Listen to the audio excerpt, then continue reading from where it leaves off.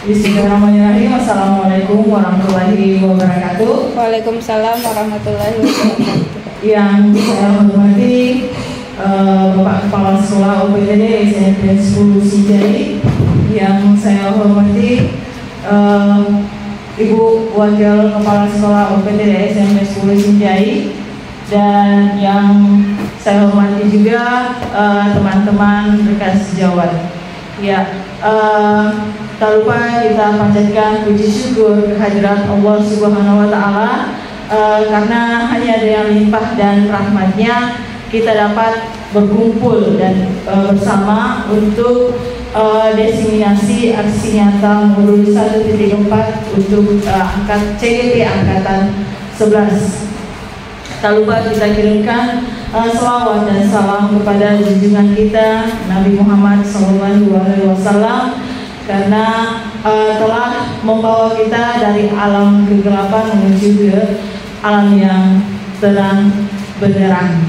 Ya, supaya acara ini lebih berkah, kita akan mendengarkan dulu bacaan ayat suci Al-Quran dari Ananda Afdahlian. Dipersilakan.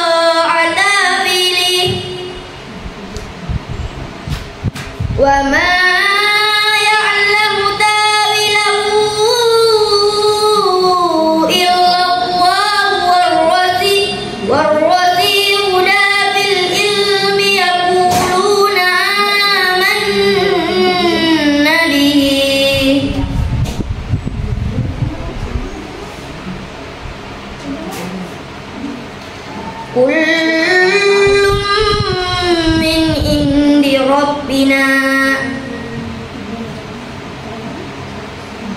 wa ma yadhakkaru illa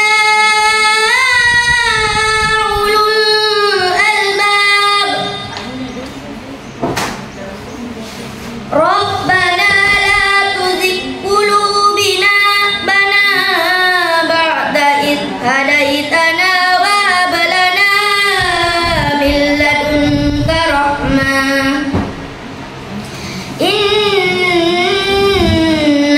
antal wahhab Rabbana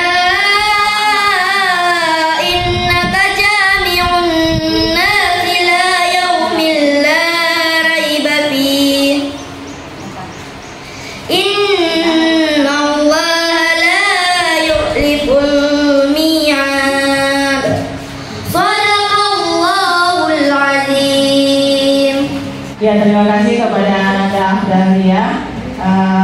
Itulah tadi bacaan ayat suci Al-Quran. Mudah-mudahan kegiatan kita untuk hari ini lebih diberkahi oleh Allah Subhanahu wa Ta'ala. Ya, selanjutnya kita akan mulai, Bapak Ibu.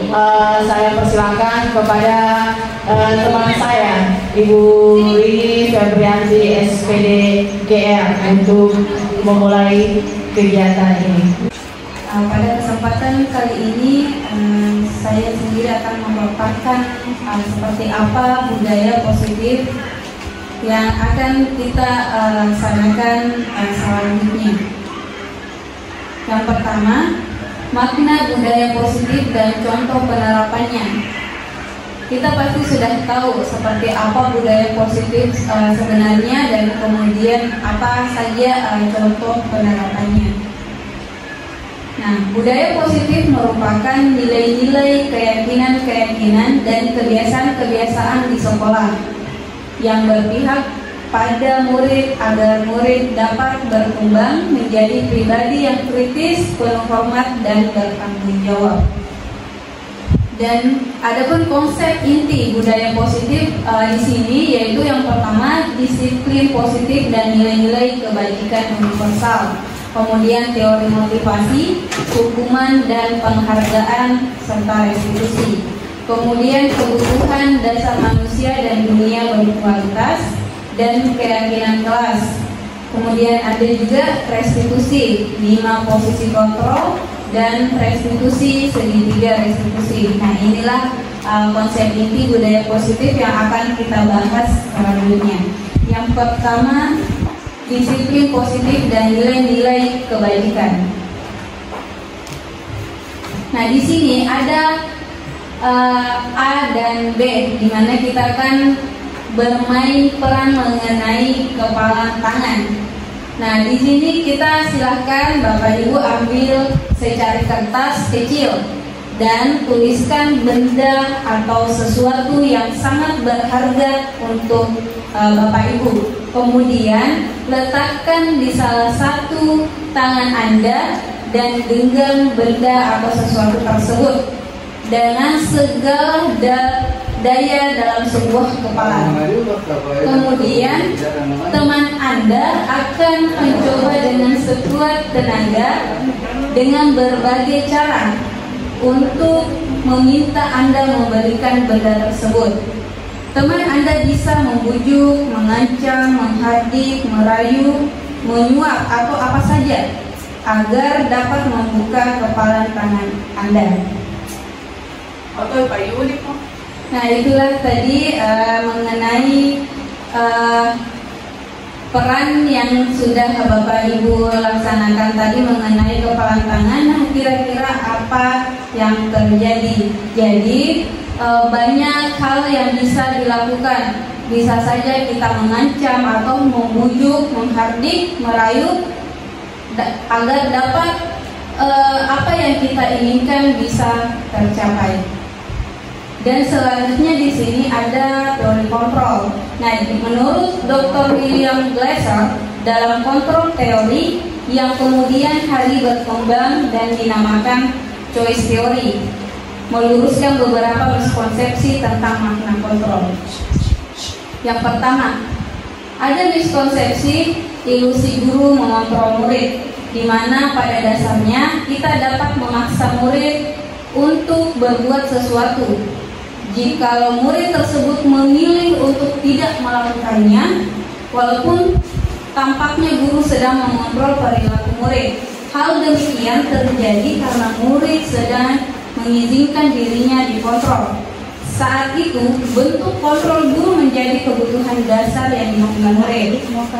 Teori kontrol menyatakan bahwa semua perilaku memiliki tujuan, bahkan terhadap perilaku yang tidak disukai. Jadi di sini guru yang mengontrol murid, dan apabila peserta didik mengizinkan dirinya untuk dikontrol, maka dia akan melaksanakan apa yang dilaksanakan atau yang diperintahkan oleh guru. Kemudian yang kedua, ada ilusi bahwa semua penguatan positif itu efektif dan bermanfaat. Penguatan positif atau rujukan adalah bentuk-bentuk kontrol. Segala usaha untuk mempengaruhi murid agar mengulangi suatu perilaku tertentu adalah suatu usaha untuk mengontrol murid tersebut.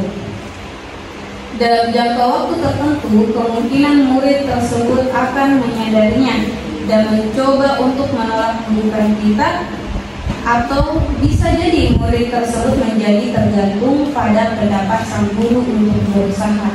Jadi di sini pada hakikatnya semua penguatan positif efektif dan bermanfaat itu tidak semua, karena ada jangka waktu tertentu kemungkinan murid tersebut akan menyadarinya dan mencoba untuk menolak bujukan tersebut. Dan yang selanjutnya, ada ilusi bahwa kritik dan membuat orang merasa bersalah dapat menguatkan karakter. Nah, menggunakan kritik dan rasa bersalah untuk mengontrol murid menuju pada identitas gagal. Mereka belajar untuk merasa buruk tentang diri mereka. Mereka mengembangkan dialog diri yang negatif. Kadangkala sulit bagi guru untuk mengidentifikasi bahwa mereka sedang melakukan perilaku ini, karena seringkali guru cukup menggunakan suara halus untuk menyampaikan pesan negatif. Nah, di sini bahwa ketika guru mengkritik dan membuat orang merasa bersalah, bisa menguatkan karakter, dan ternyata tidak cukup untuk menguatkan karakter peserta didik tersebut, karena akan menyampaikan pesan negatif walaupun misalnya dengan menggunakan suara halus. Dan yang selanjutnya, ilusi bahwa orang dewasa itu memiliki hak untuk memaksa. Banyak orang dewasa yang percaya bahwa mereka memiliki tanggung jawab untuk membuat murid-murid berbuat hal-hal tertentu. Apapun yang dilakukan dapat diterima selama ada sebuah kemajuan berdasarkan sebuah pengukuran kinerja. Pada saat itu pula, orang dewasa akan menyadari bahwa perilaku memaksa tidak akan efektif untuk jangka waktu yang panjang, dan sebuah hubungan permusuhan akan terbentuk. Jadi di sini ada miskonsepsi bahwa orang dewasa itu memiliki hak untuk memaksa, dan yang berarti di sini guru yang memaksa peserta didik melakukan sesuatu yang diinginkan oleh guru tersebut. Selanjutnya, bagaimana seseorang bisa berubah dari paradigma stimulus respon kepada pendekatan teori kontrol. Nah, bila kita ingin membuat kemajuan perlahan, sedikit ubahlah sikap atau perilaku Anda. Namun bila kita ingin memperbaiki cara-cara utama kita, maka kita perlu mengubah kerangka acuan kita. Ubahlah bagaimana Anda melihat dunia, bagaimana Anda berpikir tentang manusia. Ubahlah paradigma Anda, skema pemahaman, dan penjelasan aspek-aspek tertentu tentang realitas. Nah, sekarang adalah disiplin. Bagaimana Bapak Ibu membayangkan dari kata disiplin? Ya, jadi disiplin di sini apa yang terbayang di benak Anda yaitu biasanya terlintas di pikiran kita semua bahwa kebanyakan orang akan menghubungkan kata disiplin tersebut dengan kata tertib, kemudian teratur, dan kepatuhan pada peraturan. Jadi kata disiplin juga sering dihubungkan dengan hukuman, padahal itu sungguh berbeda. Karena belajar tentang disiplin positif tidak harus dengan memberikan hukuman.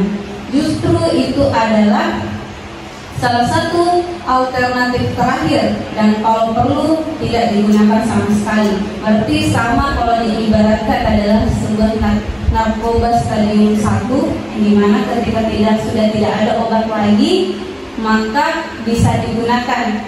Tapi kalau misalnya tidak ada nih jalan terakhir untuk mengobati seorang pasien maka bisa digunakan. Seperti pula dengan pemberian hukuman.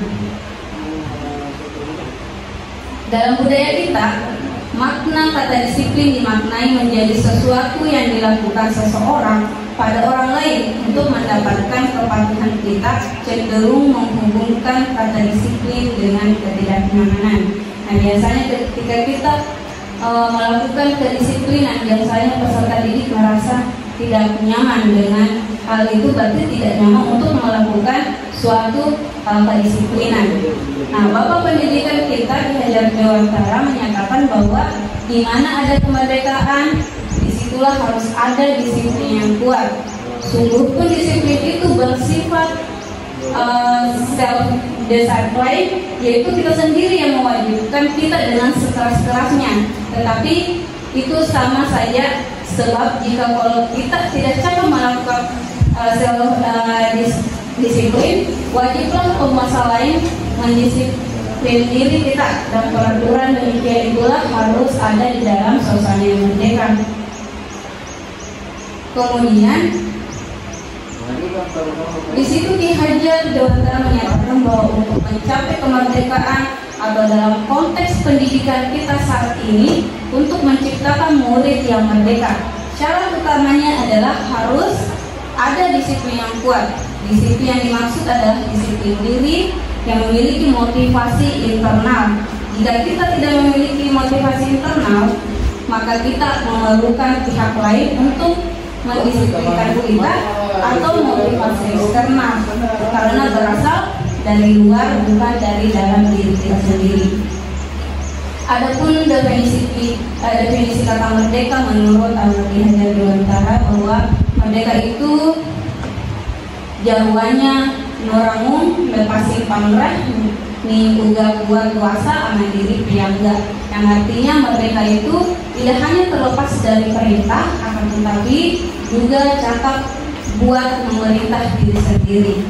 Pemikiran Ki Hajar Dewantara ini sejalan dengan pandangan Dian Negosen dalam bukunya Restructuring School Discipline.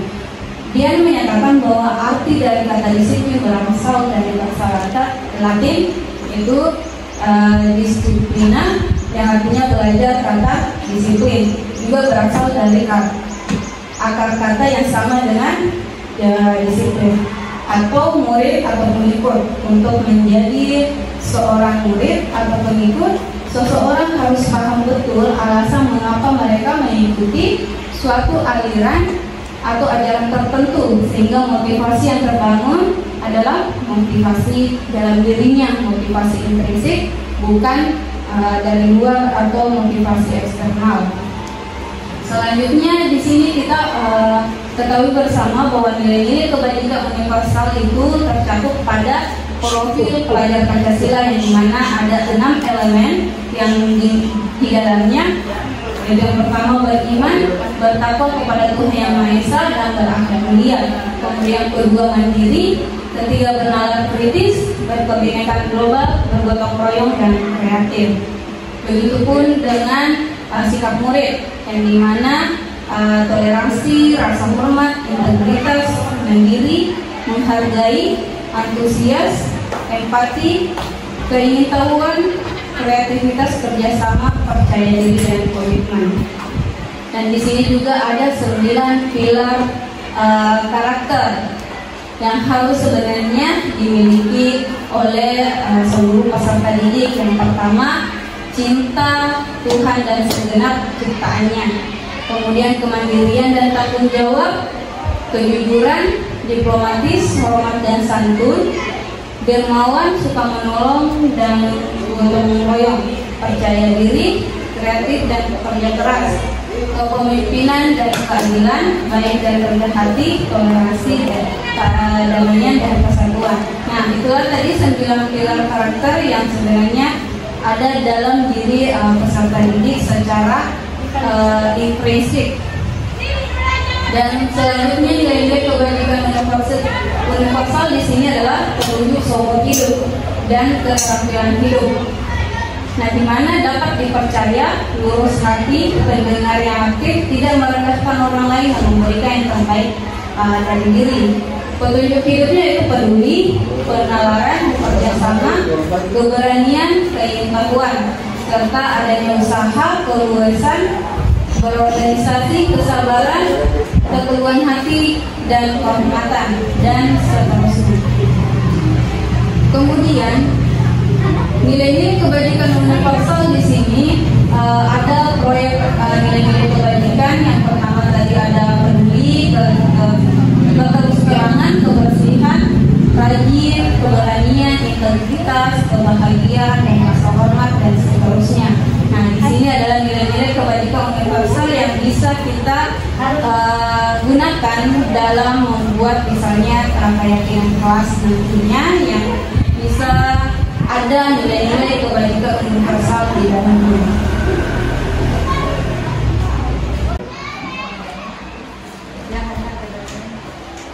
Oke, kita masuk ke materi teori motivasi, hukuman dan penghargaan restitusi.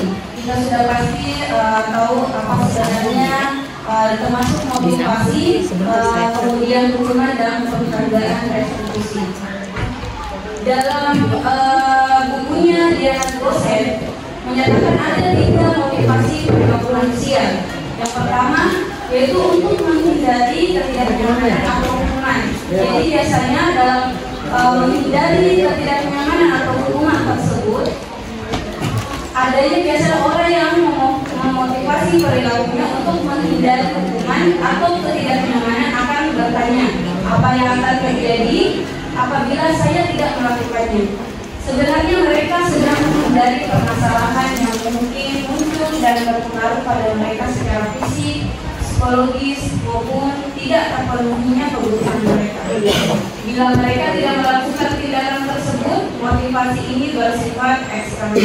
Jadi biasanya ada peserta didik yang malu untuk bertanya karena di dalam dirinya tidak ada motivasi yang dibangun dari teman-temannya ataupun dari gurunya. Karena biasanya ketika mereka ingin bertanya tapi merasa takut salah, dan itu biasanya akan menjadi lelucon bagi teman-temannya. Kemudian yang kedua, untuk mendapatkan imbalan atau penghargaan dari orang lain. Satu tingkat di atas motivasi yang pertama tadi. Nah, di sini orang berperilaku untuk mendapatkan atau penghargaan dari orang lain. Dengan orang dengan motivasinya akan bertanya, apa yang akan saya dapatkan apabila saya melakukannya? Mereka melakukan sebuah tindakan untuk mendapatkan pujian dari orang lain yang menurut mereka penting dan mereka letakkan dalam dunia berkualitas mereka. Mereka juga melakukan sesuatu untuk mendapatkan hadiah, pengakuan atau imbalan. Motivasi ini juga bersifat eksternal.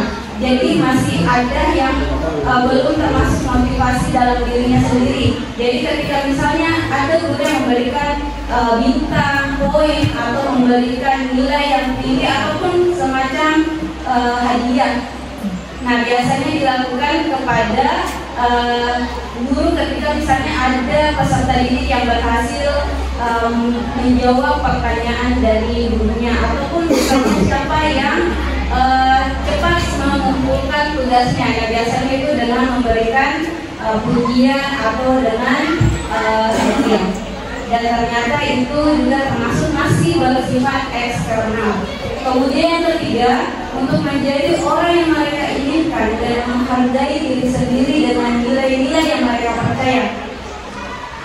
Orang dengan motivasi ini akan bertanya, akan menjadi orang seperti apa apabila saya melakukannya. Mereka melakukan sesuatu karena nilai-nilai yang mereka yakini dan hargai, dan mereka melakukannya karena mereka ingin menjadi orang yang melakukan nilai-nilai yang mereka yakini tersebut. Ini adalah motivasi yang akan membuat seseorang memiliki disiplin positif karena motivasi berperilakunya bersifat internal bukan eksternal, yang biasanya ini terbentuk dari dirinya sendiri. Seperti apa mau jadi siswa yang seperti apa ke depannya. Saya mau menjadi siswa yang rajin, maka saya akan tekun belajar untuk menjadi siswa yang berprestasi dan sebagainya. Kemudian kita di sini akan mempelajari kira-kira seperti apa sebenarnya perbedaan antara hukuman, konsekuensi, dan restitusi. Karena biasanya kita akan menyamaratakan bahwa hukuman itu sama dengan konsekuensi dan sama juga dengan restitusi. Ternyata hal tersebut sangat berbeda. Bisa kita ketahui bahwa hukuman itu bersifat terencana atau tidak terencana atau tiba-tiba. Anak atau murid tidak tahu apa yang akan terjadi dan tidak dilibatkan. Hukuman bersifat satu arah dan pihak guru yang memberikan, dan murid hanya menerima suatu hukuman tanpa melalui suatu kesepakatan atau pengarahan dari pihak guru, baik sebelum atau sesudahnya. Hukuman diberikan bisa berupa fisik maupun psikis. Murid atau anak disakiti oleh suatu perbuatan atau kata-kata. Nah, seringkali kita bisa lihat bahwa bahkan kita sendiri pun pernah melakukan hukuman kepada peserta didik apabila tidak sesuai dengan apa yang kita inginkan. Ketika peserta didik melakukan yang tidak kita sukai, maka kita langsung memberikan hukuman tanpa memberikan pertanyaan kepada peserta didik untuk apa mereka melakukannya. Ketika misalnya kita tidak suka dengan perilaku seperti itu, karena itu termasuk melanggar misalnya peraturan. Nah, dengan cepatnya kita memberikan suatu hukuman misalnya dengan keliling lapangan yang akan nantinya berdampak buruk pada peserta didik, entah karena dari psikisnya ataupun dari psikisnya. Kemudian apa sebenarnya yang terjadi apabila kita memberikan konsekuensi? Nah, konsekuensi di sini adalah berbeda dengan hukuman tadi. Konsekuensi di sini adalah sudah terencana, berbeda dengan hukuman, atau sudah disepakati, sudah dibahas atau disetujui oleh murid dan guru. Umumnya bentuk-bentuk konsekuensi dibuat oleh pihak guru, dan murid sudah mengetahui sebenarnya konsekuensi yang akan diterima apabila melakukan pelanggaran. Dan pada konsekuensi ini murid tetap dibuat tidak nyaman untuk jangka waktu pendek.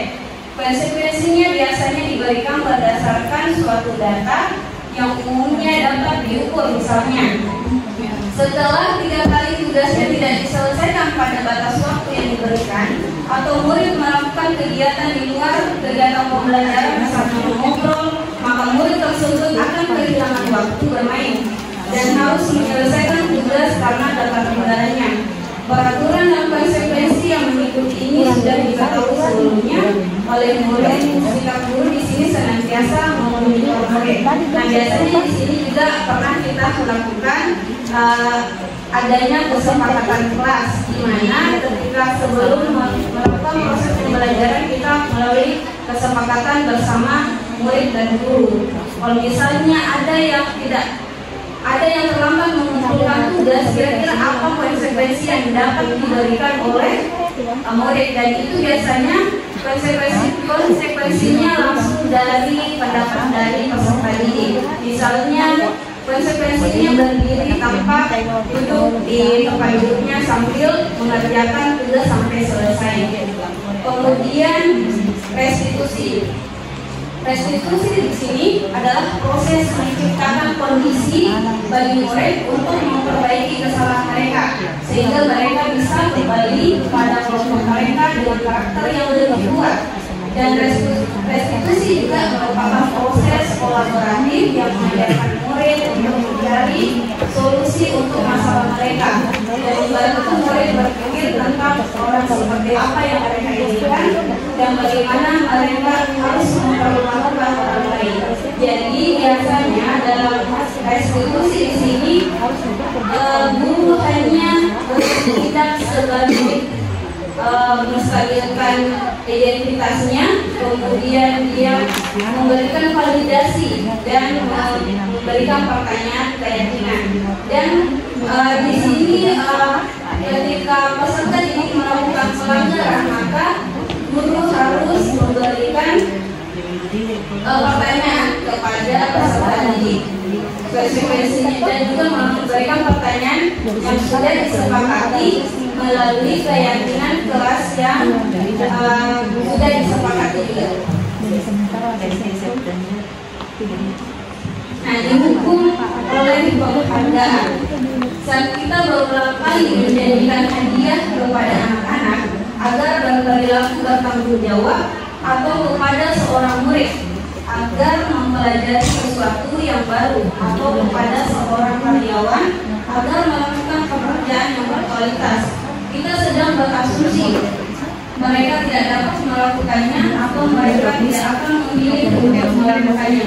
Dihukum oleh penghargaan, di mana biasanya ketika dalam satu guru yang memberikan penghargaan kepada peserta didik dengan memberikan poin atau bintang kepada peserta didik, biasanya ketika gurunya diganti dengan guru yang lain yang otomatis gurunya yang satunya tidak tahu apakah di dalam kelas ini memberikan penghargaan atau tidak. Kita kasih contoh, biasanya setiap peserta didik harus masuk di dalam kelas setelah istirahat tepat waktu. Nah, yang akan mematuhi peraturan tersebut maka akan diberikan bintang. Maka peserta didik akan berlomba-lomba untuk mendapatkan penghargaan tersebut. Tetapi ketika guru lain yang datang atau yang masuk di dalam kelas itu, peserta didik akan enggan untuk melakukan peraturan yang tadi karena sama saja kita tidak akan mendapatkan bintang dari guru kita karena guru kita sudah berbeda seperti itu. Nah, dalam wawancara Alfikon mengungkapkan baik penghargaan maupun hukuman adalah cara-cara mengontrol perilaku seseorang yang menghancurkan potensi untuk pembelajaran yang sesungguhnya. Menurut Kon, secara ideal tindakan belajar itu sendiri adalah penghargaan yang sesungguhnya. Kon selanjutnya juga mengungkapkan beberapa pernyataan dari hasil pengamatannya selama ini tentang tindakan memberikan penghargaan yang nilainya sama dengan menghukum seseorang, yang ternyata memberikan hukuman atau memberikan penghargaan itu ternyata sama-sama nilainya, yaitu sama dengan menghukum seseorang, yang artinya bahkan memberikan efek jangka pendek dan jangka panjang, dan penghargaan itu tidak efektif. Penghargaan merusak lingkungan, penghargaan mengurangi ketepatan, penghargaan menurunkan kualitas, penghargaan mematikan kreativitas, dan penghargaan menghukum dan motivasi dalam diri intrinsik. Kenapa dikatakan bahwa penghargaan itu merusak hubungan? Karena biasanya ketika satu peserta didik yang berhasil mendapatkan penghargaan, maka peserta didik yang lainnya akan merasa iri kepada teman-temannya. Nah, kita masuk ke keyakinan kelas. Keyakinan kelas, kenapa harus keyakinan kelas? Kenapa bukan peraturan kelas? Karena mengapa kita memiliki peraturan tentang penggunaan helm pada saat mengendarai kendaraan roda 2 atau motor? Dan mengapa memiliki peraturan tentang penggunaan masker dan mencuci tangan setiap saat. Nah, kita mempunyai suatu aturan yang berbeda di dalam lingkungan masyarakat, dan untuk mendukung motivasi intrinsik kembali ke nilai-nilai atau keyakinan untuk lebih menggerakkan seseorang dibanding mengikuti serangkaian peraturan. Nah, di sini ada contoh yang mana merupakan keyakinan kelas. Karena kenapa? Di dalam keyakinan kelas ini memiliki nilai-nilai kebajikan universal dan memiliki kalimat-kalimat positif, yang dimana kalimat positif itu adalah yang tidak ada kata tidak, jangan, belum, apalagi, dan yang lainnya. Jadi di dalam kesepakatan atau keyakinan kelas tidak ada lagi kata tidak terlambat masuk ke kelas. Kemudian bisa kita ubah menjadi kalimat positif, yaitu datang dengan jaga kebersihan. Kemudian menjaga kebersihan sekolah. Yang biasanya kita memberikan peraturan bahwa kita tidak boleh membuang sampah sembarangan. Yang artinya bisa kita ubah kepada kalimat positif yang harus menjaga kebersihan sekolah. Walaupun misalnya peraturan itu lebih detail, kita tidak boleh, kita harus menjaga kebersihan itu yang mana? Misalnya kita tidak boleh membuang sampah, kemudian kita tidak boleh membuang sampah di dalam ruangan dan lain-lain. Tetapi kalau misalnya keyakinan kelas, dia lebih abstrak, jadi bisa mencakup semuanya. Kemudian berdoa sebelum dan sesudah kegiatan. Kemudian aku dalam pembelajaran dan praktek ini adalah kesepakatan, contoh kesepakatan kelas. Nah, bisa kita latihan. Di sini selalu kembalikan buku ke tempatnya. Kira-kira apa keyakinan kelas yang bisa kita berikan kepada peserta didik? Ada yang bisa, Bapak Ibu? Ketika peraturannya adalah selalu kembalikan buku ke tempatnya. Maka keyakinan kelas yang harus dilakukan kepada peserta didik itu seperti apa? Ada nilai-nilai ya, betul.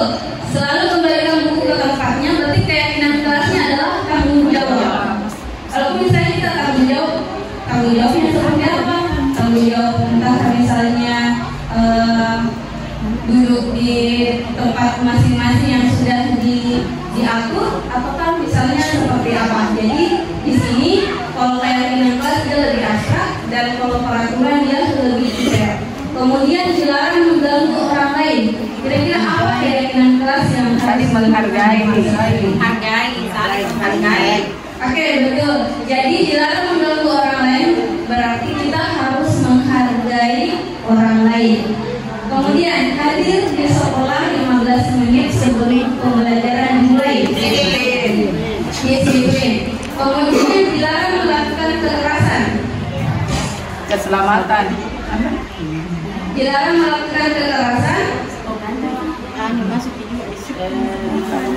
Keselamatan. Ya, keselamatan dan harus menghormati orang lain. Kemudian dilarang menggunakan narkoba. Kesehatan. Kelasnya di sini adalah kesehatan. Kemudian bergantian atau menunggu giliran. Jadi kita harus sendiri, berarti kita harus menghormati orang lain dan harus berdoa. Ya. Kemudian lanjut menggunakan masker. Menggunakan masker berarti pada keyakinan kelas kita adalah kesehatan.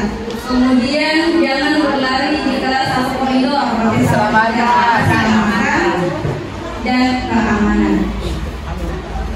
Lanjut, kebutuhan dasar manusia. Kita pasti mempunyai kebutuhan dasar manusia. Bapak Ibu guru juga pasti punya kebutuhan dasar apa yang dibutuhkan sebenarnya, begitu dengan anak didik kita. Yang pertama, apa sebenarnya yang kita butuhkan Bapak Ibu? Untuk menjalani kehidupan ini, apa sebenarnya kebutuhan yang paling dasar yang harus kita kegiatan. Wow. Ya. Ada lagi Bapak Ibu. Pendidikan. Ada lagi? Sebenarnya apa yang kita butuhkan sebagai manusia yang membutuhkan teman, penguasaan. Nah, yang kita butuhkan adalah ada 5 kebutuhan dasar manusia. Pertama adalah bertahan hidup. Kita pasti tidak bisa hidup kalau kita tidak makan, dan kita pasti membutuhkan pakaian, tempat tinggal, keamanan dan kesehatan. Kemudian kasih sayang dan rasa diterima. Kita pasti ingin diterima, pasti ingin dicintai, dan pasti ingin disayangi. Karena kalau misalnya kita mendapatkan kasih sayang kepada orang lain, berarti kita bisa berkolaborasi dengan baik dan menjadi bagian dalam kelompok. Kemudian yang ketiga adalah penguasaan. Penguasaan di sini adalah harga diri kita, keinginan untuk menganggap, memimpin, berprestasi, diakui dan didengar. Dan selanjutnya adalah kebebasan. Kebebasan di sini kita pasti tidak mau dilarang-larang. Kita pasti ingin melakukan sesuatu yang kita anggap bahwa itu adalah diri kita. Jadi biasanya kebebasan di sini dianggap contohnya adalah mandiri. Kita mandiri melakukan apapun apa kita bergantung pada orang lain. Kemudian memiliki pilihan. Jangan dipaksa pilihan orang lain, tapi sesuaikan dengan pilihan kita sendiri. Kemudian mencoba hal baru dan mampu mengendalikan arah dirinya. Dan yang terakhir adalah fun atau kesenangan. Nah, kesenangan di sini apa sebenarnya yang membuat kita senang hidup? Biasanya kita mempunyai hobi yang kita senangi dan kita bisa mengontrol apa yang kita senangi. Misalnya kita suka bermain voli atau suka traveling, atau misalnya apa saja yang membuat kita senang, yang membuat kita bisa tertawa lepas dan bisa antusiasme terhadap sesuatu.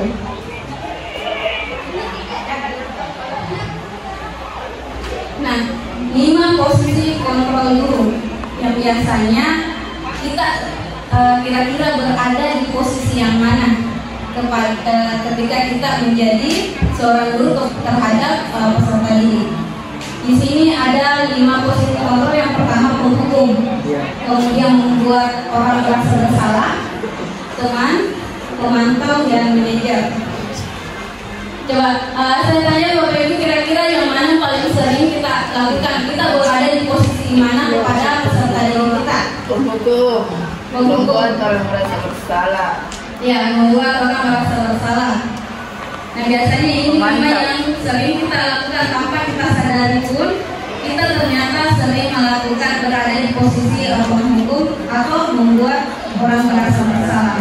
Dan tidak bisa dipungkiri juga kalau misalnya kita termasuk bagian posisi dalam manajer, tapi kita tidak sadar akan hal itu. Nah, jadi kira-kira yang bagaimana kalau misalnya kita berada di posisi penghukum? Misalnya guru berbuat menghardik, kemudian menunjuk, menyakiti, dan menyindir. Kira-kira bagaimana ketika misalnya guru seperti itu? Apa yang akan biasanya dikatakan? Biasanya guru berkata, kalau kamu tidak melakukannya, awas ya, rasakan. Nah, kemudian apa hasilnya? Hasilnya biasanya peserta didik akan memberontak dan menyalahkan orang lain, dan biasanya seringkali kita lihat peserta didik berbohong. Kemudian kaitannya dengan berkualitas. Jadi murid meletakkan guru di luar dunia berkualitas, dan murid berkata, biarkan saja, nanti juga marah-marah lagi. Nah, biasanya seperti itu. Jadi akan terulang lagi seperti itu. Jadi karena sudah terbiasanya melihat gurunya marah-marah, jadi merasa bakal marah juga sebentar. Kalau misalnya dia mending jangan deh, seperti itu. Kemudian membuat orang merasa bersalah. Biasanya guru berbuat berceramah dan mengatakan seharusnya. Ibu kecewa. Biasanya guru berkata, kamu seharusnya, kamu sudah tahu. Ibu lelah sekali mengatakannya. Ibu stres. Apa hasilnya? Yaitu biasanya siswa akan menyembunyikan, menyangkal, dan berbohong. Nah, kaitan dengan dunia berkualitas, murid meletakkan guru di dalam dunia berkualitas, dan murid akan berkata, maafkan saya. Nah, biasanya bahkan saya sendiri pun pernah melakukan membuat orang merasa bersalah. Ketika misalnya saya sudah capek-capek untuk menjelaskan dari jam pertama sampai jam terakhir, terus peserta didik kita ribut, saya kan pasti akan berkata capek-capek sendiri demi kita, tapi kita sendiri tidak tanggapkan di sini sebagai guru tidak tersayangkan, biasanya seperti itu. Dan pasti siswa kan cuma mengatakan maaf. Setelah itu apa tidak berikutnya? Bakalan ditelan terus karena tidak ada perasaan negara dan akan berlaku jangka pendek saja. Kemudian bagian mengharapkan imbalan atau ketergantungan pada orang lain ada di posisi teman. Biasanya di posisi teman, guru membuat alasan-alasan untuk muridnya. Dan guru berkata, ayolah lakukan demi ibu. Masa kamu tidak mau? Ingat tidak, ibu pernah bantu. Nah, hasilnya peserta didik akan merasa ketergantungan. Dan biasanya peserta didik merasa seolah-olah gurunya adalah teman yang bisa berkata sesuai apa yang mereka inginkan. Tidak ada rasa sopan santunnya mungkin seperti itu. Dan kaitan dengan dunia berkualitas, yaitu murid meletakkan guru sebagai orang-orang yang sangat penting di dunia berkualitas. Dan murid berkata, saya pikir bapak, ibu, teman saya ternyata begitu. Jangan milih, tidak pernah saya mana ibu. Nah, biasanya seperti itu dengan kata-kata gaulah kepada murid dan juga sebaliknya seperti itu. Kemudian pemantau, posisi pemantau di sini guru berbuat menghitung dan mengukur. Kemudian guru berkata apa peraturannya, dan hasilnya menyesuaikan diri bila diawasi saja. Jadi cuma bisa menyesuaikan diri kalau misalnya dia diawasi. Kemudian kaitan dengan dunia berkualitas adalah murid meletakkan guru peraturan dan hukum di dunia berkualitas. Dan murid akan berkata berapa banyak bintang yang saya harus peroleh, berapa halaman yang harus saya tulis, seperti itu. Dan yang terakhir ada posisi manajer. Posisi manajer ini guru berbuat mengajukan pertanyaan-pertanyaan, kemudian guru berkata apa yang kita yakini, apa yang bisa kau kerjakan untuk memperbaiki masalah ini, dan hasilnya dapat menguatkan pribadi peserta ini. Kaitan dengan dunia berkualitas, murid meletakkan dirinya sebagai individu yang positif dalam dunia berkualitas. Dan murid akan berkata, bagaimana caranya saya bisa memperbaiki keadaan. Nah, di sini ada pernyataan-pernyataan. Saya kecewa sekali dengan kamu. Kira-kira siapa yang mengatakan? Guru. Ya, guru. Tapi dalam posisi di sini pernyataan tersebut, posisi tersebut sebagai apa? Teman. Sebagai teman. Sebagai teman. Saya kecewa sekali. Iya, membuat merasa bersalah karena gurunya merasa kecewa dengan muridnya, jadi peserta didik akan merasa saya kecewa dengan guruku. Kemudian kamu tidak pernah benar melakukannya. Jadi posisinya adalah di sini penghukum. Kemudian ayolah lakukan demi ibu atau bapak sebagai teman. Kemudian apakah kamu mau mendapatkan stiker bintang hari ini? sebagai manajer. Posisinya ya, sebagai pemantau. Karena ketika misalnya guru memantau peserta didik, maka akan diberikan berita. Kemudian bagaimana kamu bisa menyelesaikan masalah ini? Sebagai manajer, karena dia memberikan keyakinan apa yang sebenarnya bisa dilakukan dari masalah ini. Jadi dari peserta didik sendiri yang memberikan solusi dari permasalahannya. Kemudian kamu selalu yang paling terakhir.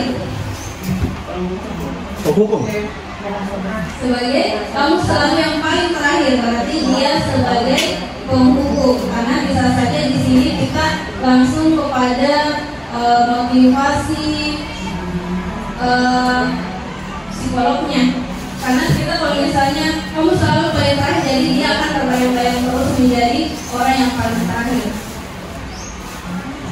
Nah, ini jawabannya betul sekali yang dikatakan Bapak Ibu bahwa pernyataan tersebut adalah berada di posisi di mana kita sebenarnya. Nah, kemudian bagaimana caranya?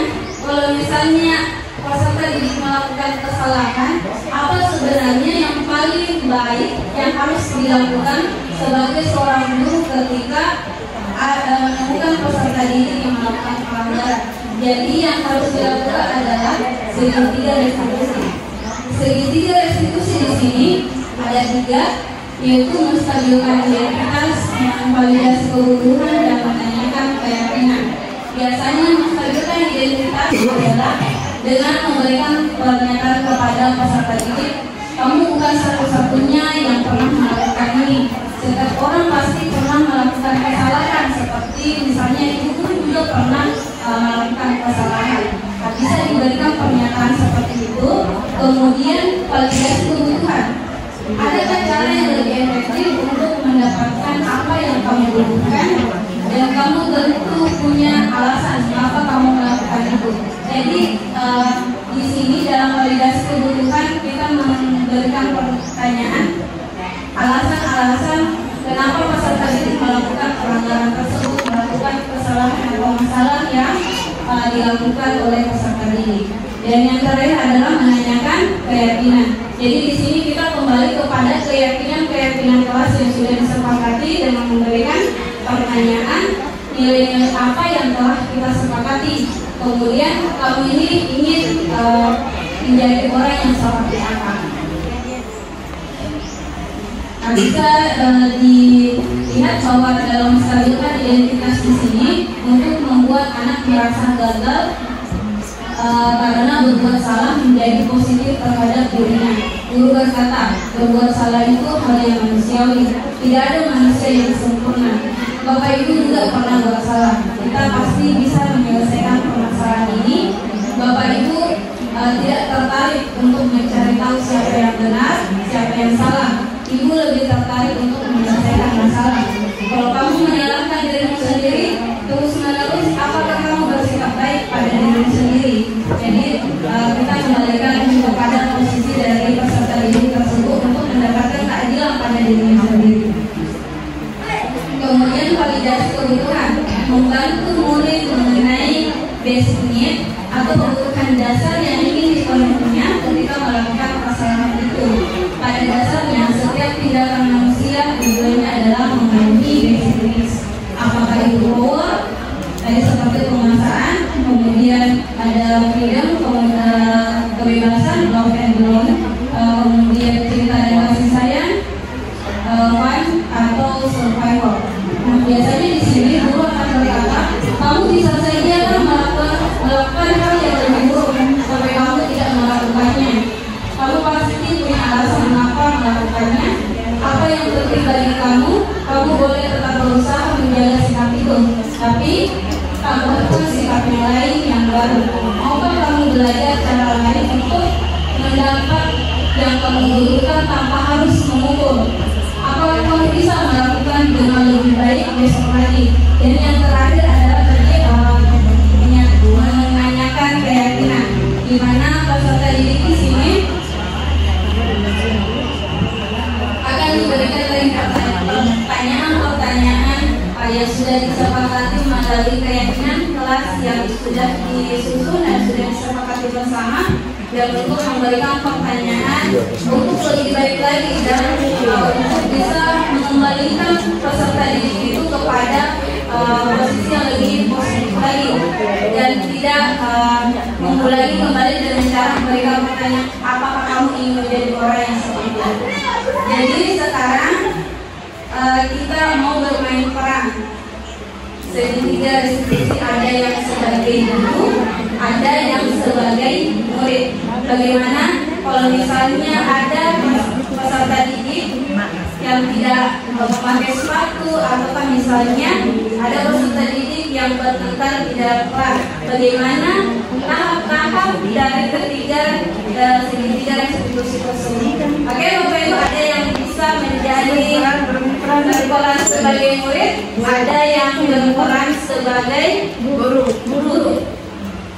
Di sini ada 2 skenario, bisa dipilih Bapak Ibu. Kira-kira mau skenario-nya di situ melihat ada peserta didik yang tidak memakai sepatu. Bagaimana caranya kita menyelesaikan masalah itu dengan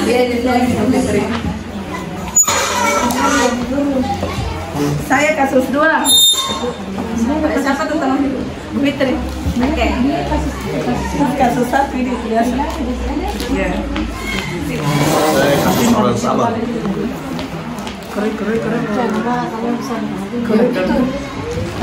Nah, kasus yang pertama di sini adalah saat pelajaran setelah istirahat pertama, guru melihat ada siswa yang tidak memakai sepatu. Saat istirahat kedua, murid itu dipanggil untuk klarifikasi. Jadi bagaimana prosedur segitiga restitusi yang dilakukan guru kepada muridnya ketika ada masalah hal seperti itu? Kita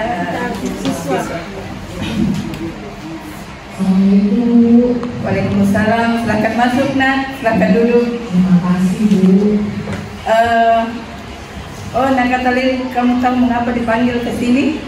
Kenapa ya, Bu? Mungkin karena saya tidak memakai sepatu ini. Iya betul. Kamu membawa sepatu hari ini? Iya, Bu. Bawa. Katalin, setiap manusia pernah berbuat kesalahan, termasuk Bu Guru. Hal itu adalah hal yang wajar. Dan setiap tindakan kita pasti setiap tindakan itu pasti ada alasannya. Iya, Bu. Katalin pasti punya alasan mengapa kamu tidak memakai sepatu, Nak? Kan tadi, Bu, baru sholat, Bu, sholat, Bu. Oh, baiklah. Di musala memang harus melepas sepatu. Tapi kalau di kelas, apakah boleh memakai sepatu, Nak? Tidak, Bu. Maaf, saya salah, Bu. Setelah sholat, saya langsung bermain, Bu. Jika tidak pakai sepatu, lebih enak, Bu. Jadi tidak panas. Oh, begitu ya.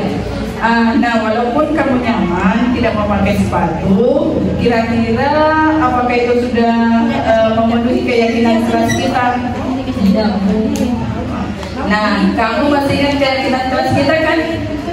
Iya, Bu. Datang tepat waktu, menjaga kebersihan, memakai seragam lengkap. Nah, ternyata kata dia masih ingat ya. Lalu apa yang akan kamu lakukan selanjutnya, Nak? Saya akan langsung memakai sepatu, Bu.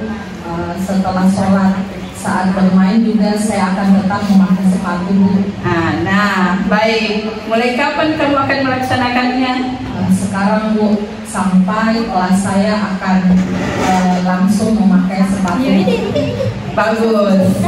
Kamu sudah berusaha untuk menjadi lebih baik. Ibu doakan semoga Katalin menjadi anak yang selalu mematuhi aturan sekolah ya, Nak. Baik, Bu. Oke.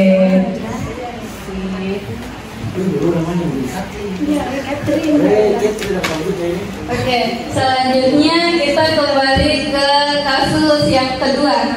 Nah, di sini adalah ada temannya yang merobek buku temannya karena temannya ini diejek dan 6 orang tuanya dijadikan mainan. Oke, bisa langsung dipraktikkan Bapak Ibu mahasiswa.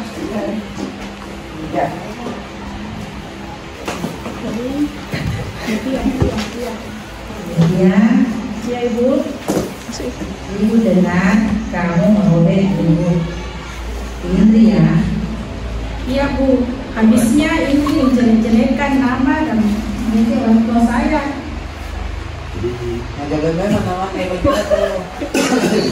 Kamu pasti menyayangi orang tua kamu ya, sampai-sampai kamu melakukan hal seperti itu. Iya Bu, siapa sih yang tidak marah jika nama orang tuanya dijelek-jelekkan dan dipermainkan Bu.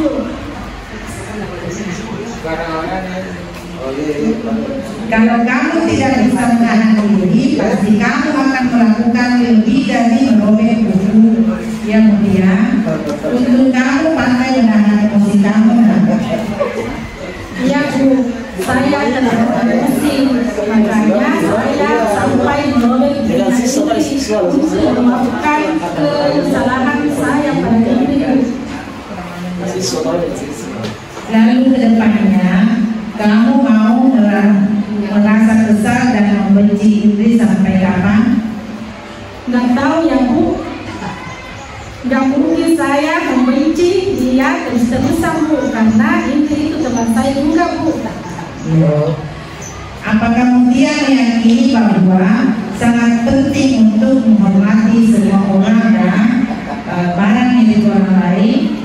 Ya Bu, saya meyakini bahwa yang dilakukan itu tidak menghormati saya Bu, dan saya lakukan pada Indri pun juga tidak menghormati barang miliknya Bu. Lalu apa yang kamu lakukan kemudian kedepannya terhadap permasalahan ini? Saya akan meminta maaf Bu, karena sudah merobek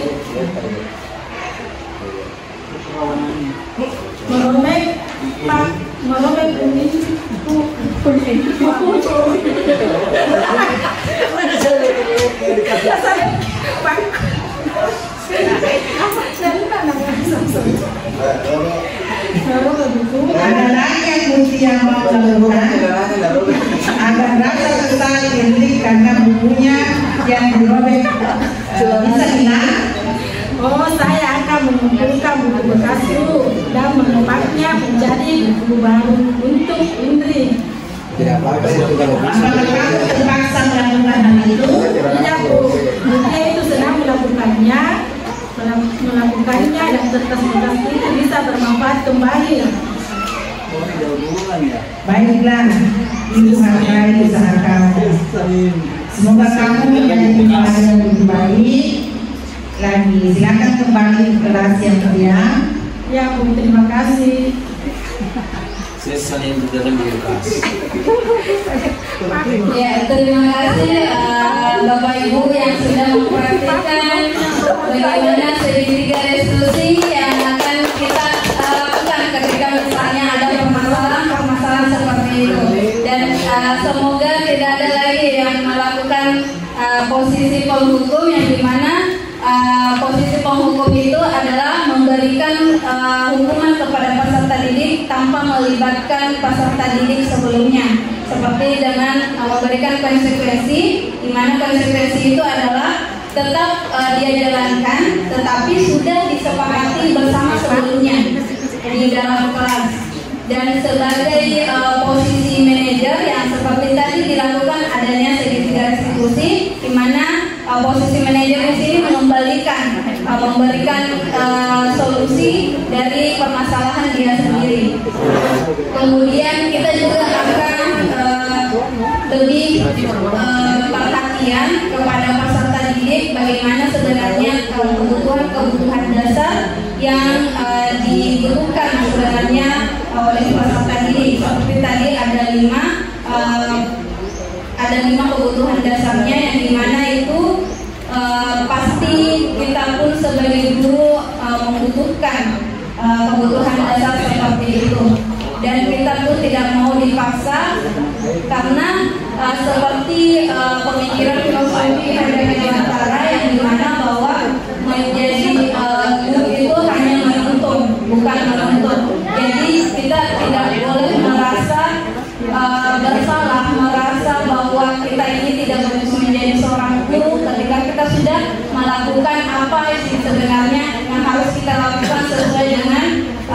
dicapai dengan sesuai dengan filosofi pemikiran dan dewantara yang hanya menuntut kemana peserta didik sesuai dengan perkembangan dan potensi yang dimiliki oleh peserta didik, karena setiap peserta didik mempunyai karakteristik yang berbeda-beda dan mempunyai potensi yang berbeda-beda. Jadi kita memberikan kebebasan kepada peserta didik seperti apa yang dia inginkan dan mau dibawa kemana potensi yang dimilikinya secara lebih berkembang, dan kita hanya bisa menuntun memberikan kualitas yang terbaik kepada peserta didik.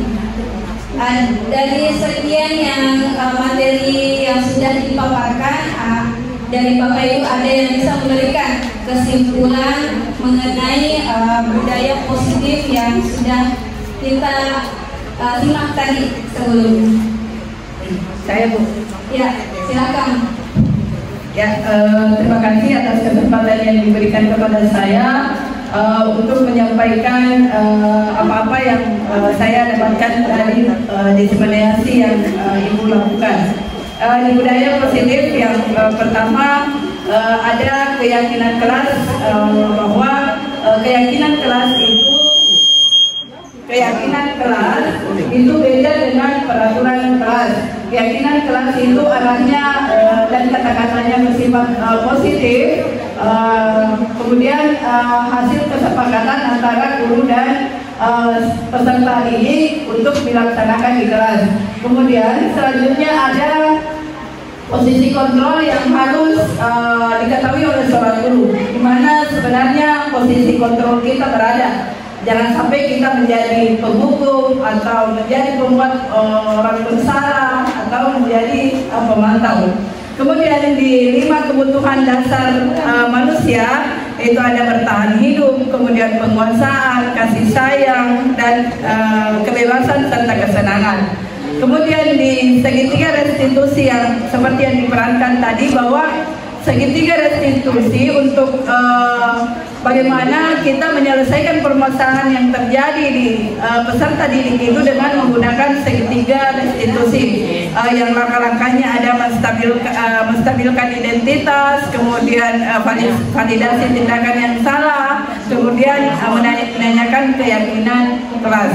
Itu yang demikian yang dapat saya simpulkan dari diseminasi yang Ibu lakukan hari ini. Terima kasih.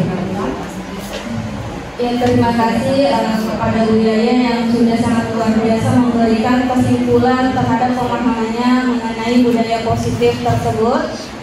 Dari kita ada lagi yang mau Bapak Ibu yang memberikan pendapatnya mengenai budaya positif yang harus dilaksanakan di sekolah sesuai dengan kebutuhan dasarnya, posisi kontrol, dan bagaimana kita menyelesaikan masalah tersebut dengan segitiga restitusi. Saya dulu Ya, bisa Puan, silakan. Kalau saya menyimak tadi pemaparannya, apabila salah ada selalu mengatakan bahwa guru berkata. Jadi saya di sini mengajak kepada teman-teman, jangan saja sampai guru berkata, tapi melakukan. Contoh ini yang paling saya lihat adalah kesadaran peserta didik di dalam mengantisipasi sampah-sampah plastik dari bungkus makanannya atau minumannya. Jadi kalau saya memantau melihat atau mengamati peserta didik, di mana dia selesai ini, di situ dia buang. Nah, barangkali sebagai suatu budaya positif, bagaimana menyedarkan ini peserta didik. Jadi saya mengajak semuanya, bukan saja calon guru penggerak, tapi saya mengajak kepada Bapak Ibu semua, bagaimana kira-kira cara kita menyedarkan peserta didik ini bahwa kalau dia sudah makan atau minum, membawa itu pembungkus atau gelas minumannya di tempat sampah. Jangan di situ dia selesai, di situ dia buang. Contoh ini saya lihat di depannya kelas 9A. Barangkali di situ dia duduk, ya simpan di situ plastiknya atau bungkus terlumpur dan gelas minumannya, padahal ada tempat sampah di belakangnya. Jadi ini saya mengajak kepada teman-teman semua, barangkali kalau dulu tentang suatu budaya positif ini bagaimana menyadarkan peserta didik supaya setiap selesai makan atau minum itu berbungkus dan gelas minumannya disimpan di tempat sampah. Itu tugas semua yang dibuang di selokan, dibuang di mana-mana, sehingga pemandangan kita itu di mana-mana ada plastik. Nah, mulai hari ini saya mengajak kepada teman-teman kalau kami kasih pendapat bahwa tidak mau melihat lagi ada sampah-sampah plastik yang berserakan di mana-mana. Jadi saya kira saya harap ini suatu tantangan kepada kita semua bagaimana mengantisipasi semua ini. Dan saya kira ini masuk di wilayah ini itu. Oke, terima kasih tadi atas penguatan dari Bu Yaya dengan Bapak Kepala Sekolah yang sudah memberikan pengetahuan luas mengenai budaya positif dan di mana budaya positif itu bisa kita pelajari bersama dengan tanggung jawab bersama bagaimana kita sebagai seorang pendidik yang bisa memposisikan diri kita sebagai seorang manajer dan tidak lagi menggunakan posisi penghukum yang sudah kita laksanakan sebelumnya. Dan semoga apa yang kita pelajari pada hari ini mengenai posisi kontrol tadi, kemudian bagaimana kita mengetahui kebutuhan dasar manusia itu seperti apa, karena kita hidup pasti memiliki dan pasti membutuhkan yang namanya kebutuhan dasar kita sebagai seorang manusia, dan begitu pula dengan peserta didik kita. Peserta didik kita pasti membutuhkan rasa cinta dan kasih sayang dari ibunya dan bahkan kepada orang tuanya. Kemudian peserta didik mempunyai kebebasan bagaimana cara mengeksplor, bagaimana cara mengembangkan potensi yang dimiliki dari peserta didik itu sendiri. Kemudian apa sebenarnya yang mereka senangi dalam proses pembelajaran, kemudian apa yang mereka senangi agar apa yang ada dalam dirinya bisa dikembangkan lebih luas lagi. Kemudian selanjutnya ada power yang dimana peserta didik seharusnya butuh dihargai, dan selanjutnya bagaimana kebutuhan kita adalah survival yang dimana kita butuh pengalaman, kemudian kita butuh untuk bertahan hidup seperti kita membutuhkan makanan dan yang lainnya. Nah, itulah 5 kebutuhan dasar manusia yang perlu ada pada diri setiap manusia. Dan terima kasih pula atas kesempatan Bapak Ibu dalam mengikuti diseminasi budaya positif ini. Saya mengucapkan banyak terima kasih, dan itu membuat saya juga mempunyai banyak pengalaman dari cerita dan pengalaman Bapak Ibu mengenai budaya positif tersebut. Oke, terima kasih. Saya akhiri dan mengucapkan wabillahi taufiq wal hidayah. Assalamualaikum warahmatullahi wabarakatuh. Waalaikumsalam warahmatullahi wabarakatuh. Ya, saya kembalikan kepada moderator. Ya, itu tadi materi yang disampaikan oleh Ibu ini tentang budaya positif. Jadi setelah tadi selesai kesimpulan, maka selesailah acara kita hari ini tentang diseminasi budaya positif. Terima kasih atas partisipasinya Bapak Ibu. Ucapan wabillahi taufiq wal hidayah. Assalamualaikum warahmatullahi wabarakatuh. Waalaikumsalam.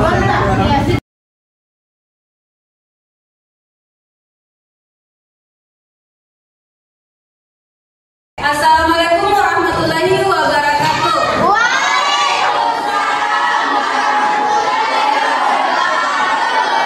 Bagaimana kabarnya hari ini? Baik. Oke, alhamdulillah, semoga kita semuanya dalam keadaan sehat walafiat. Oke, sekarang kita akan membuat suatu keyakinan kelas. Pernah dengar keyakinan kelas? Jadi keyakinan kelas itu apa? Nah, apa kira bedanya dengan peraturan kelas? Nah, kita pernah membuat peraturan kelas yang dimana disepakati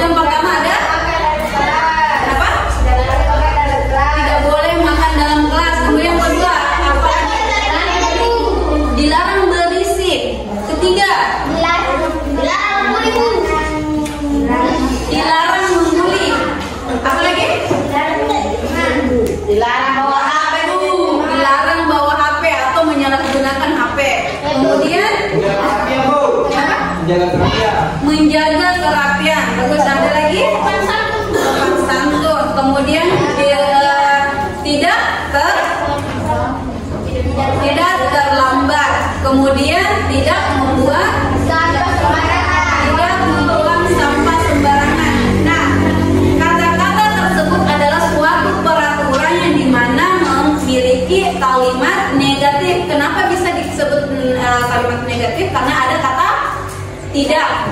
Kemudian ada kata jangan. Kemudian ada kata tidak boleh. Apalagi belum dan yang lainnya. Jadi kita mau buat kalimat tersebut menjadi kalimat positif. Hilangkan kata tidak, jangan, belum dan yang lainnya. Seperti tidak terlambat masuk kelas. Kira-kira apa yang bisa diubah menjadi kalimat positif? Harus datang tepat waktu. Iya, betul. Jadi harus datang tepat waktu atau bisa dengan datang tepat waktu. Itu satu, sudah termasuk satu keyakinan kelas kita. Kemudian yang kedua tadi apa? Tidak membuang sampah sembarangan. Masih ada kata tidaknya. Kita ubah menjadi kalimat positif menjadi buang sampah di tempatnya.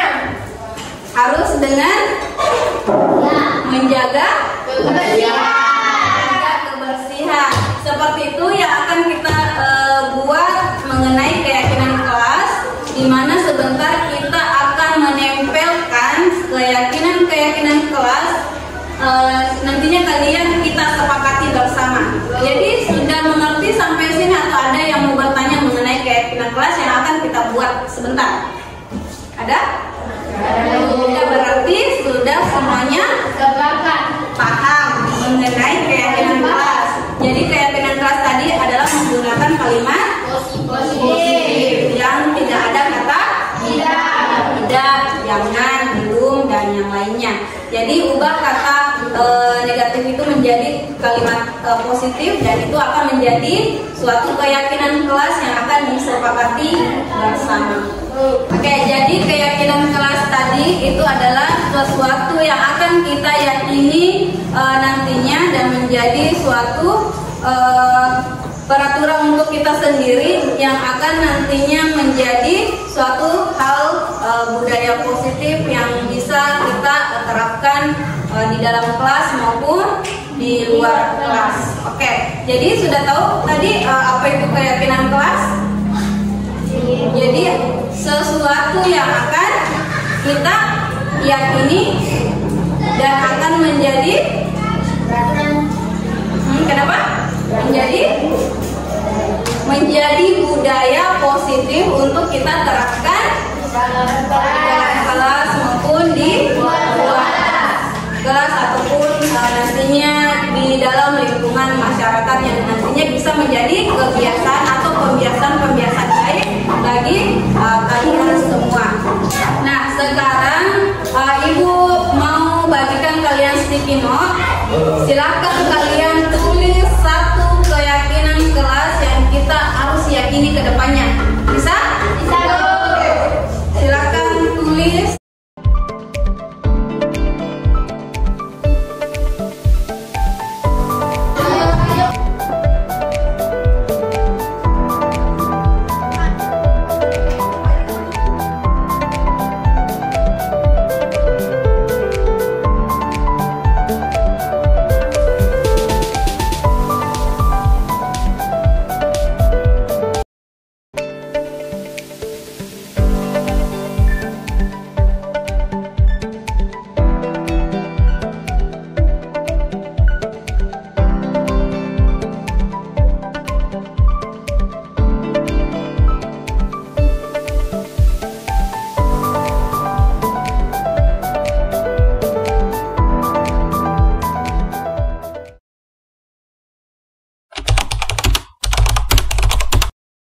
Assalamualaikum warahmatullahi wabarakatuh.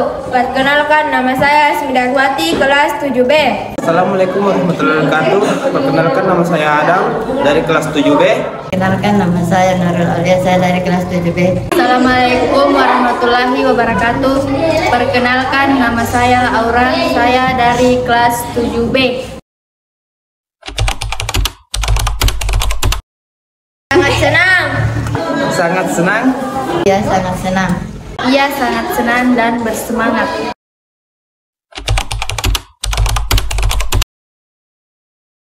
Ia sangat penting bagi saya. Ia sangat penting.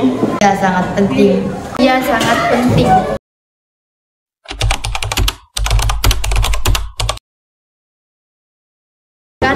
bisa menumbuhkan rasa tanggung jawab. Karena membuat kita lebih disiplin. Supaya kita bisa lebih menghormati orang lain. Agar kita bisa disiplin.